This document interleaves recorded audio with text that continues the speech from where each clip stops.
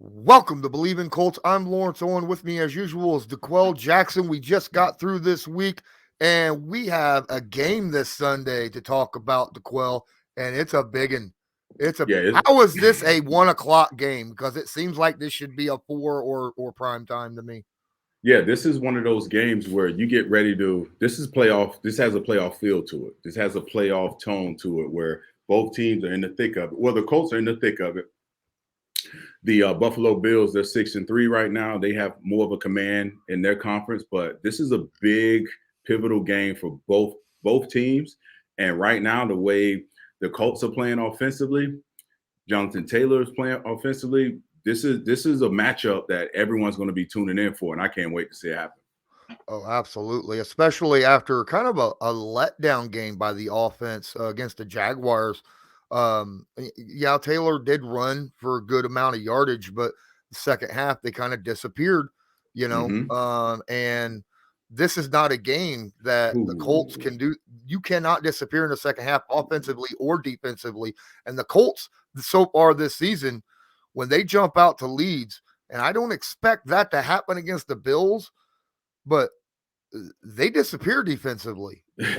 Yeah. They can't afford to now. Anyone that plays the Jets, it seems like they get their mojo back offensively. The Right? way they were able to put up 45 points, and Stephon Diggs had a huge day, 5 receptions, over 160 some odd yards receiving. So this is not a football team that you think you're going to line up and just dominate the line of scrimmage on either side of the ball. You're just going to have your way throwing the ball down the field. They're going to have some answers. Leslie Frazier has been around for a very long time in this football league, and he is a guy.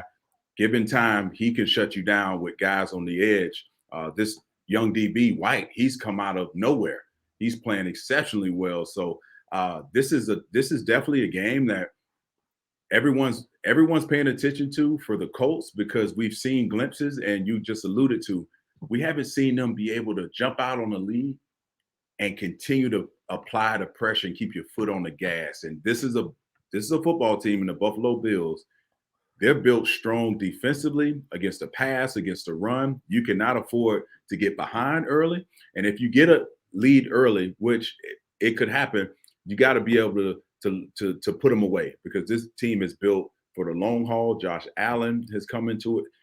He's who we think Josh Allen will be, and how he throws the football. And Brian Daboll, they've had a they've had a great combination between play calling and executing on the offensive side. So the Colts, this is their biggest test of the season.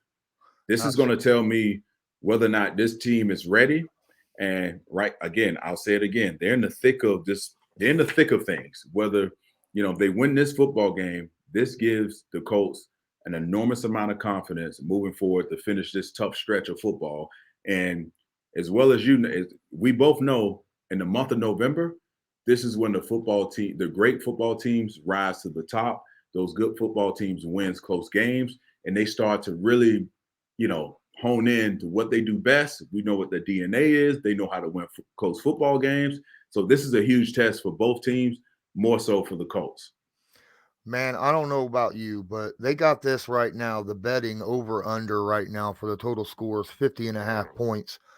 I see this as an Mm, over game. I really do. The Bills are that offense can put points up in bunches. And the Colts, the last 8 weeks, believe it or not, y- averaging over 29 points a game. yes. Over Yes. 29 points a game. So Mhm. you take that. That sounds like an over to me. How about you?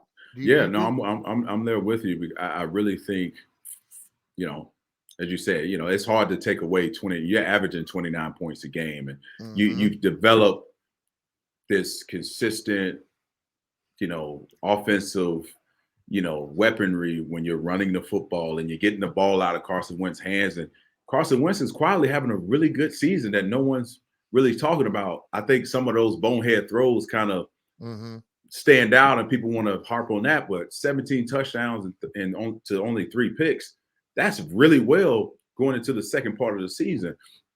So Yeah, I do think the over. I think this game will definitely be over 50 points from both parties because, as you said, this Buffalo Bills offense is explosive.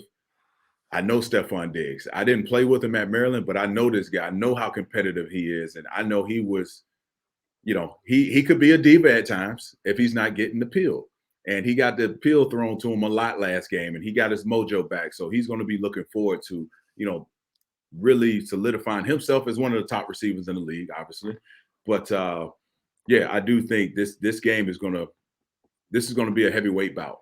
This is gonna be a heavyweight bout, and yeah, I'm looking forward to it. I really am. This is a huge test. So we're both on the over on the 50.5. Ladies and gentlemen, go to Bet Online. That's right. They have a new interface right now with more props, odds, and lines than ever before, and it remains your number one spot for all of your football action this season. I mean, come on. To me, the 50.5 bet over, that seems like a gimme. All right. Yeah, that seems like Yeah, to me, it yeah. seems like a give me. And then, of course, if you're into other stuff, you like basketball, baseball, hockey, boxing, you into boxing? We already talked about it earlier this week. All right, Frank Gore and Darren Williams, right? Well, there's going to be some money thrown around on that. You can go bet on that on Bet Online as well. Head to the new updated desktop or mobile website to sign up today. Receive your 50% welcome bonus on your first deposit. Just use the promo code BELIEVE50 to receive your bonus. Now, we're talking about this offense. Bills offense could be without their starting right tackle due to COVID. Looks like more and more chance that Spencer Brown will be missing in this game. How big of an impact is that going to be for the Buffalo Bills? Huge deal.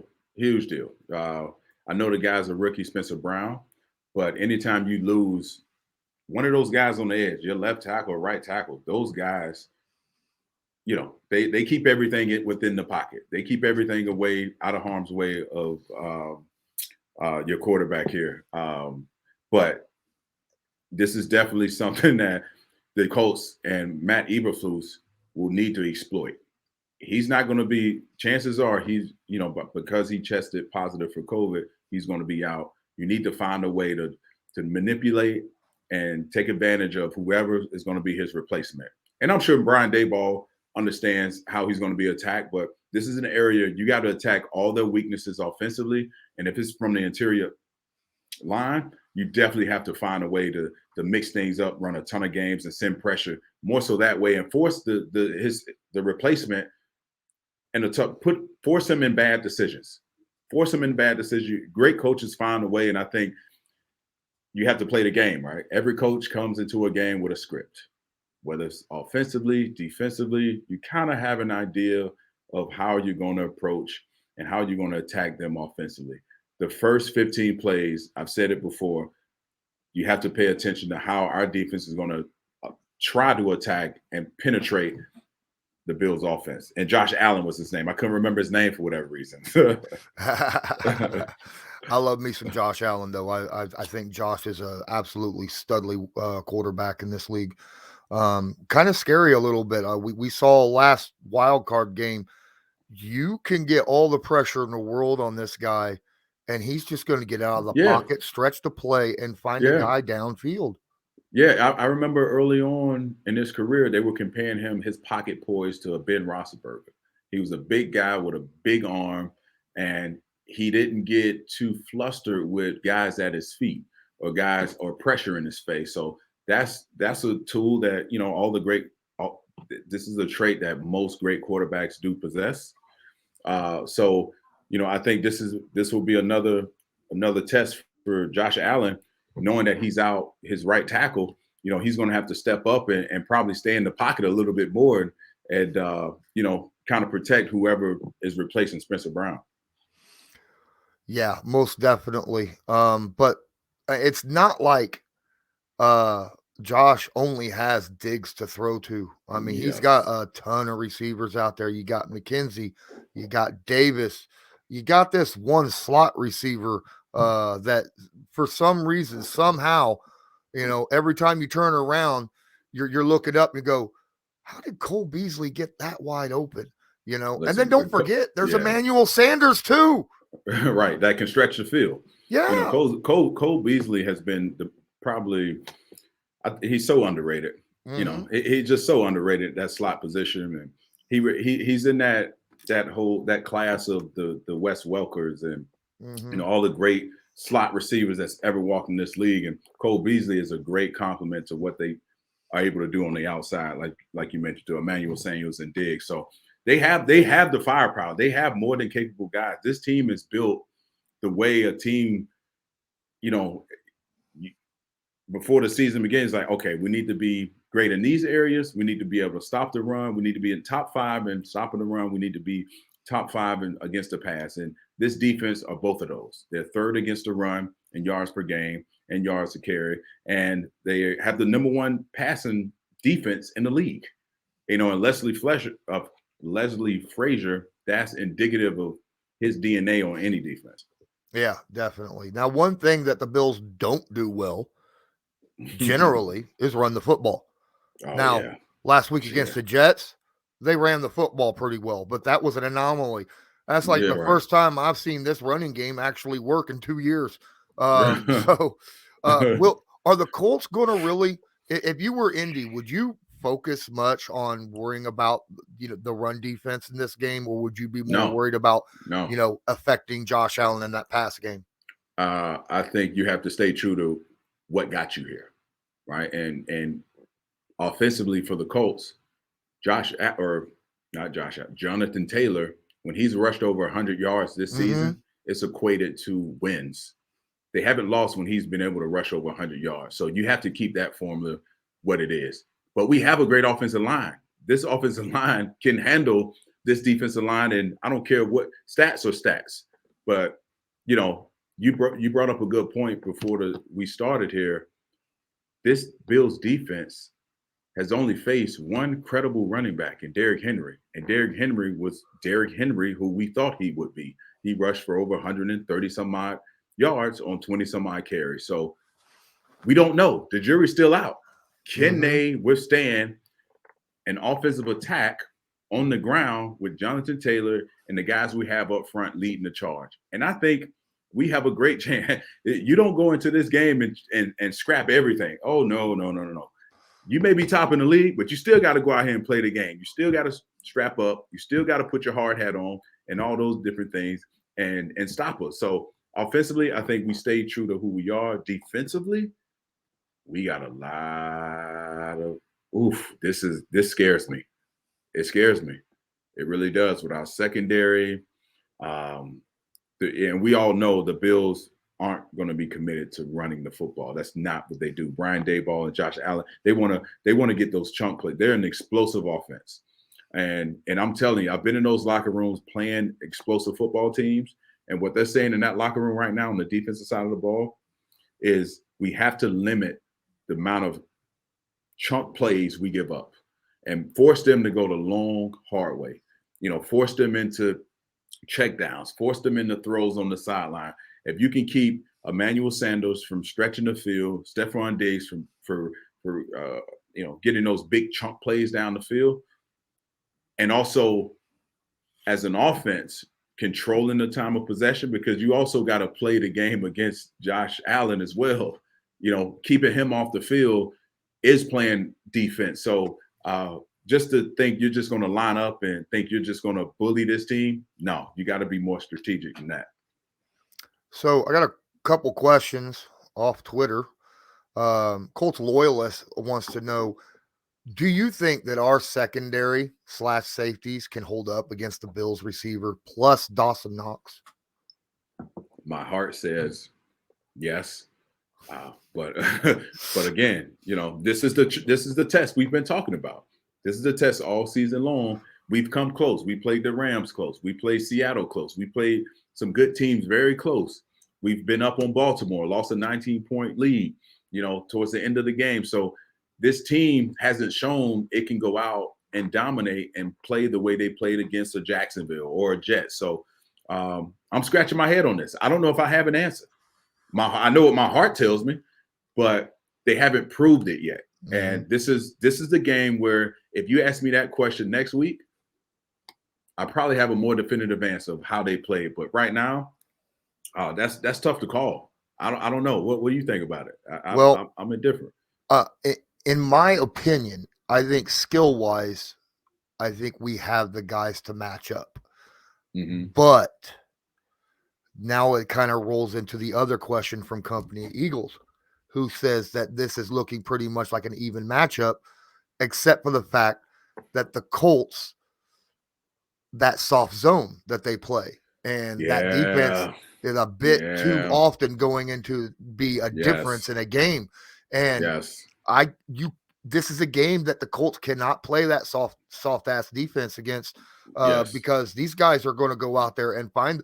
Cole Beasley will find every open spot in that zone Yes. like that. Yes. So the zone pressures. I mean, you listen. The Colts are coming off of 10 pressures, 3 sacks last game, 2 or 3 sacks last game, which is great. But we know it wasn't against a quality opponent like the Bills. That's what scares me. In order to beat really good football teams in this league, you got to go man on man. You know, who's better, him or me? And the zone works. Don't get me wrong. It allows your defense to fly around. It allows guys like Darius Leonard to use that tomahawk punch when, in zone coverage, to be able to see the ball thrown from the quarterback and see where it's going. It allows your pursuit to be where it needs to be. However, those guys get paid. I say it all the time. Those guys get paid. So they need to earn their paycheck. In the secondary, in the Colts secondary, they have to go out and earn their paycheck. And you do that by playing man on man. You line up and you have to challenge these guys. I don't want to watch this game. I don't want to come in here next week and talk about how the Colts didn't challenge the Bills, because this team is too explosive. They're too elite at the skill position to just think you're going to line up in zone and beat a explosive offense like the Bills and how well Josh Allen has been playing. So that frustrates me. It's frustrated me all year. You have to be able to just line up. And what that tells me is, because I know Eberflus, this is his scheme, but you have to put trust in your guys. Trust them. Trust them that they can line up and play and compete with the best of the best. That's the only way to get validation. That's the only way your team is going to walk away, win, lose, or draw, with some confidence, saying that, you know what? We have a good football team we're playing. We challenged them. And you know what? It may work in your favor, because this defense has shown to be opportunistic. They create turnovers. They lead the league in turnovers. The end of the game last week against Jacksonville, what happened? This team was able to cause the turnover when they needed it the most. So let them pin their ears back. Go after these guys, but you have to know what you have. And I think this game is that game where you let those guys go out and play and challenge these guys from the skill position. So the last question is going to come from Real Goat Jones, at Real Goat Jones on Twitter. That's a very interesting name. Kudos to you. He wants to know if it's a bad observation he thinks that Stephon Diggs does the majority or a lot of his work on deep crossers. So do you think that a lot of single high or double high, what kind of safety coverage Great question. would you use to stop something like that? Great question. I'm sure he's seen this coverage before, but you call it a robber. Your man coverage, you have a guy man-to-man coverage on Diggs, and if he likes to run those deep overs, you call it a robber, where the safety opposite of wherever Diggs is lined up, he's the cutter. And if he runs a deep over, you have your cornerback, playing man coverage, but if he crosses the hash, now you can deliver him to the safety that's opposite of where he's aligned. So there's different games you can play. I remember, this is a great question. Now I'll get to go into the X's and O's a little bit. There was a coverage called Raider. We called it Raider, and it was a beautiful coverage. If everyone was on the same page, it's man coverage, but it's man with a zone concept built into it. So what that says is the inside linebackers, you have a shallow cross tight end or a receiver, shallow cross within that 10-yard mark, the backside linebacker is going to deliver him. It's going to take him man coverage. And based on what the formation is on the other side, you can actually deliver him to someone else. It's kind of complicated to explain it, but you have to have a coverage where you're not solely dependent on the guy lined up on Diggs to cover him throughout the duration of the down, because we know Josh Allen has the ability to extend plays. We know he has a big arm. He has this arm arrogance that he can make every throw on the field. So you have to be able to manipulate and have coverages built in. So backside safety is helping the corner that's lined up against Diggs. You have to have the linebackers, rerouting guys that's doing shallow digs, because Cole Beasley, that's where he makes his money. He's able to sit in the soft zone behind linebackers, and you have to have some sort of combination coverage of man with a zone concept built into it. I love those type of coverages, and they're really hard to master. And that's something that we did when Greg Manunsky was there, and we ran a ton of it on third down, a ton of it. And, it worked. I love that coverage. Do you think that due to the youth and inexperience of this defense, that maybe that is a reason why you're not seeing that coverage really called as much with Eberflus? No doubt. No doubt. They are a traditional buzz type of defense on third down. They run cover 2, cover 3. Obviously they run some zone pressures here and there, but you have to be more. This doesn't seem like a complicated defense in terms of coverage. I played for guys who only call high school. I like to call it high school cover 2, high school cover 3, high school cover 1. There was no, delivering a receiver to someone else. I hated that. I hated it, because lining up against a quality offense, against a top 10 quarterback, no, you're going to get picked apart. You have to be able to disguise. You have to be able to show a cover 2 shell and roll into cover 1. You have to be able to run trap coverage where the corners are protecting the sidelines and you funnel everything in. You have to throw him different looks, and more importantly, you have to be able to disguise. And what comes with that is experience. And we've had some guys in and out of the lineup in the secondary, and that could be the reason. But again, I'll say it again, those guys get paid. Make them earn their paychecks. Make them go out and earn their freaking paychecks, and let's see what you have. Absolutely. I think, at this point, it can't hurt, because in the fourth quarter against teams, it seems like, like I said, especially when we have the lead, we just break down and just give the teams whatever the heck they want. It seems like we're squandering leads. We haven't played a complete. This is a game again. Frank Wright, Eberflus, every unit has to contribute. This is a game where I'm trying to gain extra possessions every way I can. Fake punts. I know we're running the football well, but you have to do something on onside kick. Do something to rattle these guys and gain a possession. We know our defense is, I'm confident that we're going to get a turnover. We're gonna do something to where we get some turnover, but we have to be able to do what we've done the recent weeks of scoring when given an opportunity, scoring in the red zone, coming up with big plays, and they're going to have an answer for Michael Pittman Jr. He leads the league in receiving yards on third down. They're going to have an answer for you. I guarantee you they play some sort of combination coverage, because he runs his fair share of over routes. That's when I look at top receivers who run over routes, those are the type of things that spring the good guys open. You put him in motion. You don't allow him to be a stationary target. Now the cornerback and the backside safety know exactly what they're getting, as opposed to the guy going in motion. And you have to be able to, be on the same page. And we got a young defense, and they're playing extremely hard. But that's just my personal preference. I prefer a more dynamic defensive scheme. Earlier this year, we played the Baltimore Ravens, and for 3 quarters, the Indianapolis Colts held Lamar Jackson to jack and squat. I mean, they did. Right. He had like less than 100 yards total, like offense for the whole team in 3 quarters. And then he just blew up like he did Right. last year. Took it to overtime, won the game. But the way they did that was a beautiful scheme when it came to getting pressure on him, where the ends would only go as far back as the quarterback drops. They would not go Yeah. further past that, and they Yeah. would keep their pad levels up so they could Yeah. see exactly where the quarterback is. And then Yeah. when the quarterback takes a step and makes a move, they would move with him, and they kept him contained.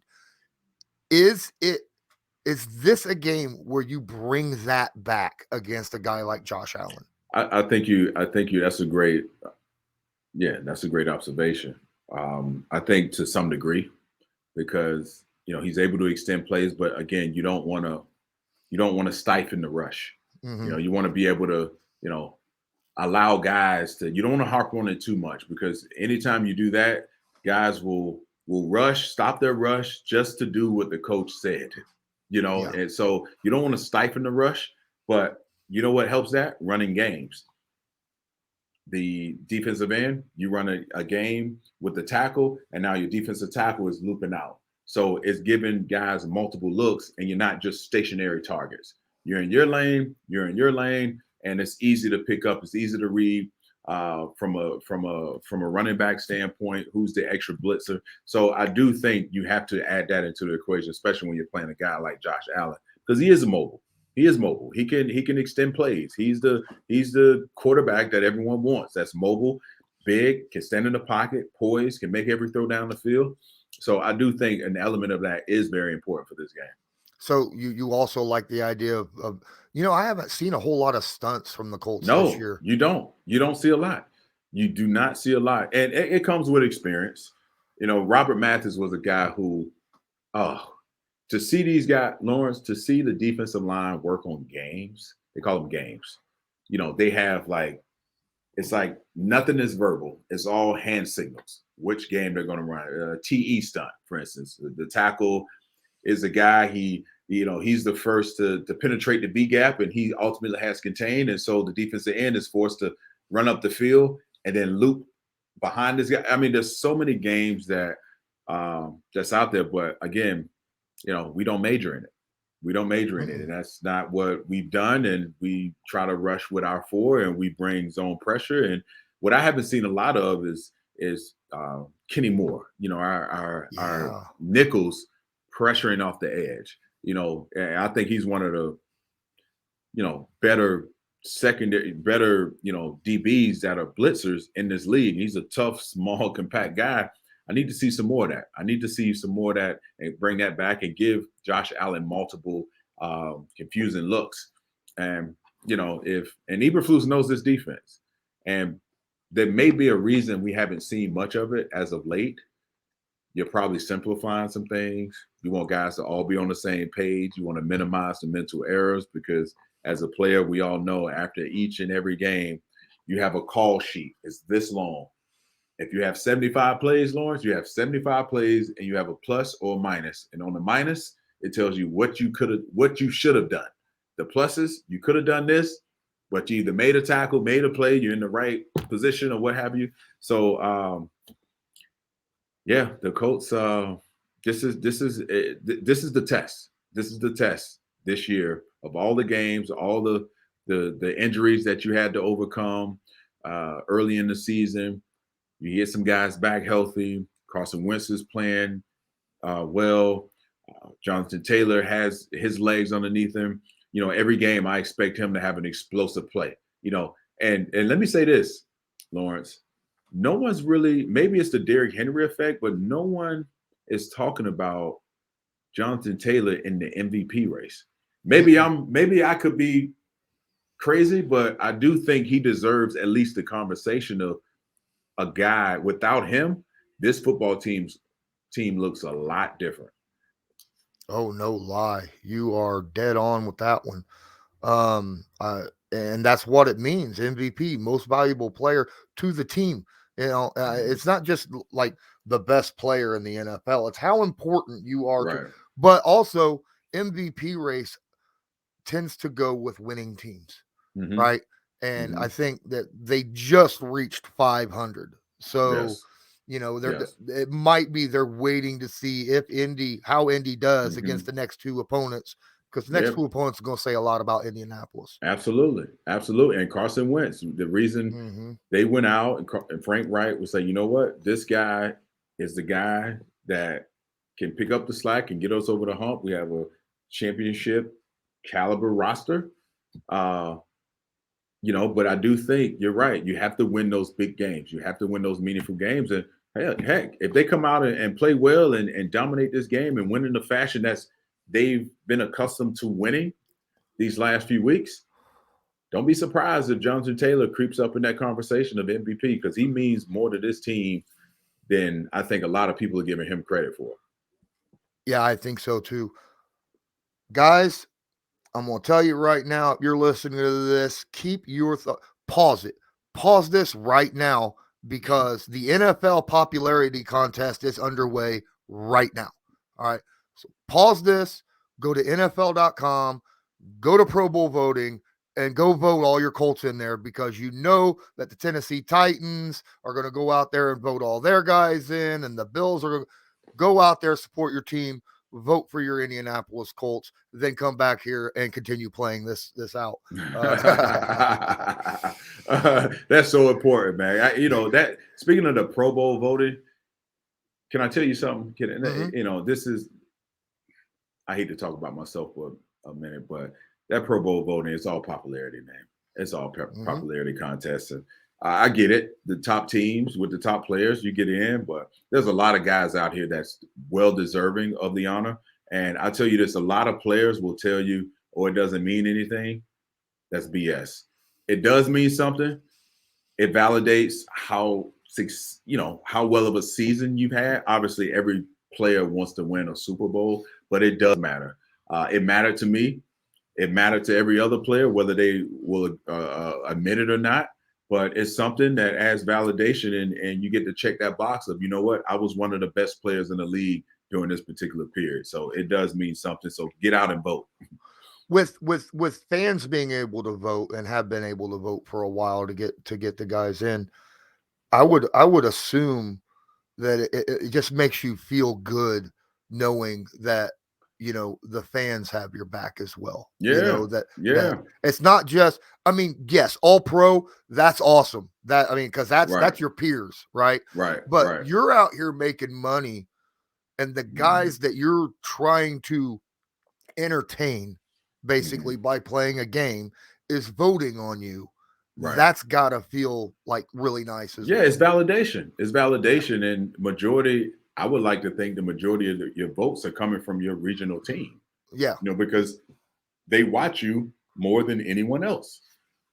So it's a huge validation. My first Pro Bowl was with the Colts, Yeah. and that's why I'm forever indebted to that place. And I had been in the league for heck 9 years, 8 years at that point, Hmm. and never. I've been close to making a Pro Bowl. I've been an alternate many a times behind Ray Lewis, but the format changed. And listen, in my mind, when I was here, we had just lost the AFC Championship game, and I remember the trainers talking to me on the plane ride back to after that game, back to Indy.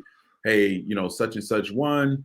You're going to the Pro Bowl. It didn't register to me because I was still in that mode Yeah. of losing the biggest game of my life. But it does matter. It's the validation. Who doesn't like being told, you know what, you've done a great job for us, no matter what sport or profession you're in. Oh yeah. Oh yeah. And Yeah. dude, don't take that hard. Every linebacker in the NFL was an alternate to Ray Lewis. Okay, I mean, you know what I mean. Ray Lewis was the man. I Right. understand he was a divisional rival for you, Right. but he's talked as maybe the greatest at his Arguably the great. position ever. Yes. You know, Yes. Yes. so Yeah, I'm glad you reassured me that, because I lost myself for a second. You're right. You're right. You're absolutely I right. love you, DeQuell, but I mean, Yeah, but yeah. No, you're absolutely right. Absolutely right. all That was right. amazing. Oh my goodness. So now we're going to go on and talk about We're already 35. It doesn't feel like we've been talking 35 minutes to me. It does when you're having fun. Yeah, exactly. So we already both discussed that we feel like this is going to be an over 50-point game, and that's Here not we going to be go. hard. That just means both teams have to score 25. Both these Right. teams have got really, really good offenses. They've also got really good defenses. I mean, this is the number 1 and number 2 turnover defenses in the NFL, right? Yes. Buffalo's number 1, Indy's number 2. Last week it was the opposite. Indy was number 1, Buffalo was number 2. Weird how we're just switching back and forth, but I mean, it kind of helps that Buffalo got 4 interceptions on Mike White. Yes. Right. And a strip fumble. Yeah, Fumble yeah, recovery. yeah. But anyhow, so that's the scary thing. The fact that this is the top 2 turnover defenses in the NFL, it worries me because it makes me feel like no matter how close or how far apart this game is, it could turn instantly. Instantly.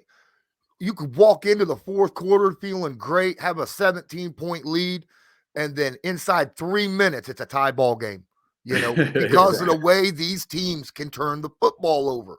Right. It worries me a little bit. So, I don't know. What you got final words on this? Man, I thought you was going to ask me for a prediction of this game, the score. Not yet. I was like, after that, I will. I'll give you a moment. This is tough. This is tough. Yeah, it's. I need to. You know what? I don't know what the weather's going to be. I should have checked the weather before we started. I think it's predicting light rain and in the 40s. Man, it's just one of those. Every game right now that's being played, and for teams like Buffalo, who wants to keep that commanding lead within their conference, teams like the Colts, who are right on the outskirts, they can control their destiny somewhat.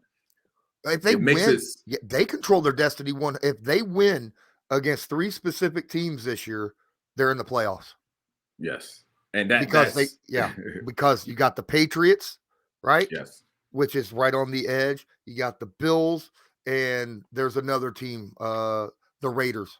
The Raiders. So everyone is kind of grouped, and no one has separated themselves. So exactly, out of all those teams that you just mentioned, we know what the Raiders have dealt with their head coach and the Henry Ruggs issue. So they're slowly but surely, new coach leading the team. So there's so much to go. Derrick Henry going out, Tennessee. There's so many different things that can happen here. So many different variables. I want to say my Colts can handle the pressure. They play a really good football team. They play a really good football game. And I think it's going to be a lot closer. Obviously, I do think we're going to see over 50 points scored. Oh, yeah. I do think the Colts have what it takes, and I'm just rooting for them. They haven't shown me that I should jump off this bandwagon, which I won't, but they hadn't shown me enough to say, you know what? They're not good enough. They can't compete. I'm not there yet. But this game is going to tell me everything I need to know for the week after that, and the thick of this season to tell me whether or not this team is ready to go to the playoffs and can win and make a playoff run. So I'm stuck in the middle. I'm stuck in the middle with this because, again, let's throw out the facts. Both of these teams you just mentioned, they're turnover machines. If you look at just the stats, you want to lean towards me. I want to lean toward the defensive stats stand out to me. Yeah. We both equally offensively, we have weapons on the outside. If we can get a steady dose of T.Y. Hilton, we can get him back in the fold healthy, whether he's a big part of the game plan or not, he still poses a threat and he's a decoy if all things considered. It's going to be a hard-fought football game. And I think it's going to be a lot closer than what people are expecting. I'm going to leave it at that. I think there's going to be a little bit of running in this game. Like I say, light rain, 40 degrees. Now, the last time it was rain, the Colts made San Francisco look foolish. But then again, that wasn't light rain. That was a lot of rain. So, but when it's cool and raining, 40 degrees and rain, that sounds like a running game to me rather than a passing game. But we thought the same thing against San Francisco, and Carson Wentz just like, I don't care, go get Yeah. it, Pittman. Yeah. Either catch it or draw the PI, one or the other. Right. And you could legitimately, but man, I don't want him doing that against guys, No. the Trey No. White and them. No, Yeah. please don't do No. that. Jordan Poyer. No, Yeah, we can't. Hyde. Yeah, Yeah, we can't. Yes. Yeah, you're absolutely right. Not against this defense, not against this passing defense. Mm-hmm. We don't want to be in a position where Carson Wentz feels like he has to make the play. Because listen, I know he's made some errant throws here and there, but those one mishaps can cost you the football game. Mm-hmm. And inclement weather, things are kind of slow and it's slippery, and this is an indoor football team. You're playing now. The weather's starting to change. Now we're starting to see how this team will react in not ideal circumstances. They passed one test, but it was the San Francisco 49ers. Buffalo. Buffalo is playing at home. They're coming off a big win. They put up a lot of points. It's going to be a dogfight. I'm hoping for a dogfight. Yeah, me too. I still think that there will probably be 2 turnovers by each team minimum. It's just one of those games that I see that both these teams are aggressive at attacking the football. Carson Wentz, let's be fair and frank, has been lucky on a lot of the passes that he's had. Yeah. Where I don't want to see another left-handed throw. I better not see another left-handed. A left-handed throw against this team is gonna. Yeah. No, yeah, that's a Jerry Hughes touchdown.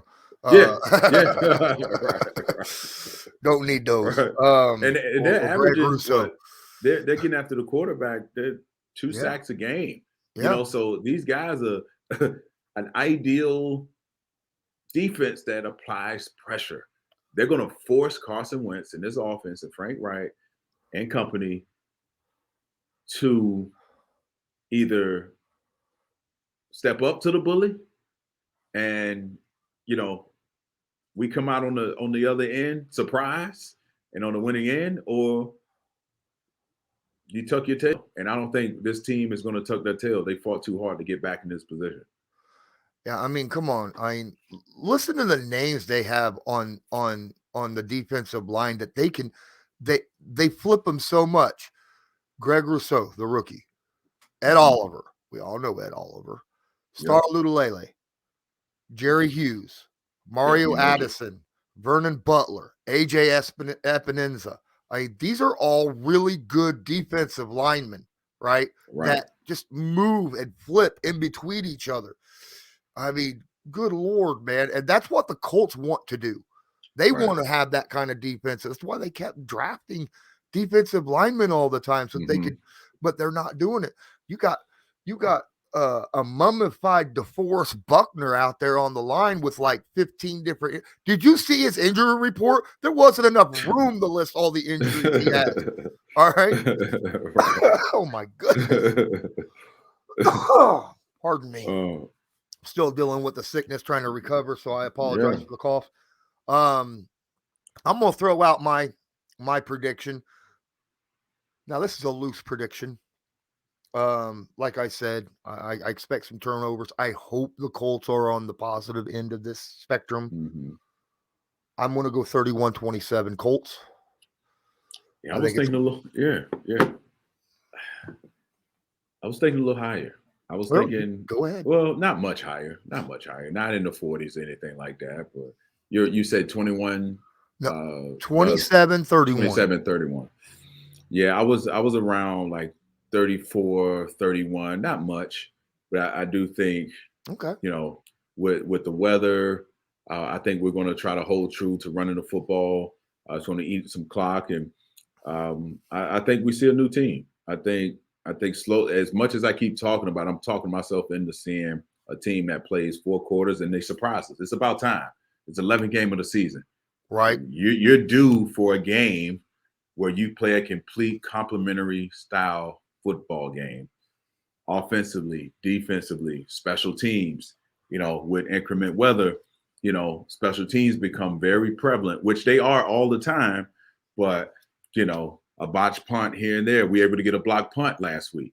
So, Bubba Ventrone, I played with him before. So, he's a sharp guy. But yeah, I'm leaning towards 34-31 Colts. I think I'm believing in the Colts right now.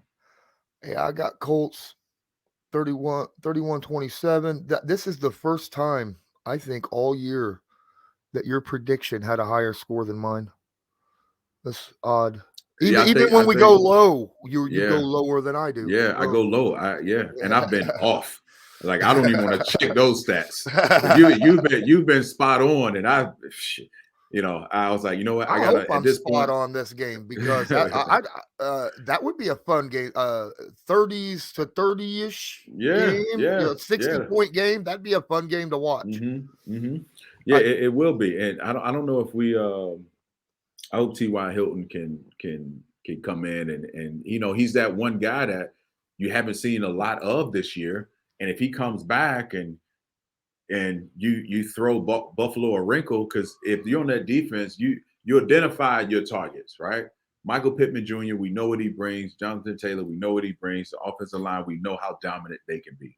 Carson Wentz, they're probably saying the same things we are, Lawrence. Let's force this team one-dimensional. Let's force them to put the ball in Carson Wentz's hands. So now our pass defense can come to light and we can create these turnovers. mm-hmm. So, and if you add in a wrinkle like T.Y., he has a big day, it catches him off guard, and now things kind of open up. And, Jonathan Taylor has the day that we expect him to have. He has a huge test. The guy, everyone is going to be battle tested and everyone is going to be evaluated. We're all watching this football team and say, you know what, we're 5-5. If we need to get this football, this is a must win. This is a playoff feel to it. Well, yeah, they haven't beat a team that's got more than 3 wins. No. They need to win this game. Need to Yes. prove it, Yes. not just to us, but to themselves, that they could defeat a quality football team. And Right. this is the perfect time to do it. They've had all year to get those injuries out of the way, get their, kind of coalesce with one another, understand the players around them, understand the playbook, the coaches, all that. They've had 10 weeks of all that happening. It's time to bear the fruit. Okay. Yes. There's no more victories right now. No. Those more victories, they're gone. You have to win or you go home. Yep. You win or you go home. And in November, every great football team starts to win those close football games. They start to make a run. Robert Mathis was my tutor, and what football team should look like. I had no idea coming from Cleveland. He's like, hey, November hits. It was like a sense of urgency around the building that was something that I had never experienced before. Frank Wright and that coaching staff, I'm sure they're applying that pressure on these guys. Like, hey, listen, this is always that moment of the season where, it gets tough mentally. It gets tough physically. And you got to still go out and understand the task at hand to go out and put together a complete 60-minute football game. And I think they have to do it. Time is running out. Yeah, it is. It is. Very, very tight window for the Indianapolis Colts, sitting at 5-5, a half game currently out of the AFC playoff picture. This was Believe in Colts, brought to you by Bet Online. I'm Lawrence Owen. That was the Jackson, and as usual, go Colts. Go Colts.